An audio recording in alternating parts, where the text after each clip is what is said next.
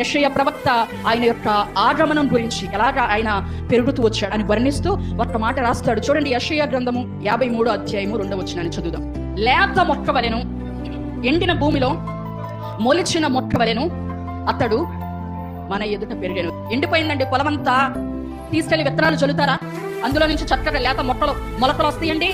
ఎందుకని రావు? ఆ భూమి అంతా ఎండిపోయింది కాబట్టి. ఏం చేయాలి? మొలకలు రావాలంటే మొట్టమొదట దాన్ని దున్ని, దాన్ని మెత్తని నేలగా మార్చిన తర్వాత ఎక్కువగా అధికంగా నీరు పెడితే ఆ నీటిని బట్టి ఏమైంది? పచ్చిక కనిపిస్తుంది, మొలకలు వస్తాయి, లేత చిగురు వస్తుంది. అంతేగాని తేమ లేకుండా ఎండిపోయిన భూమిలో నుంచి పచ్చని చిగురు అనేది, లేత మొక్కలు అనేది రావడం జరిగిందా? ఎందుకు యెషయా భక్తుడు యేసు ప్రభు వారి గురించి అలా చెప్తున్నాడు అంటే, ఎండిపోయిన మన జీవితాల్లో ఇక జీవానికి అవకాశమే లేని సమయాల్లో కూడా జీవానికి చిరునామా ఇస్తూ యేసు ప్రభు వారు ఎండిన భూమిని చీల్చుకొని ఒక లేత మొక్క వలె మన కొరకు ఆయన జన్మించి ఉన్నాడు. దేవునికి స్తోత్రం, హల్లెలూయా.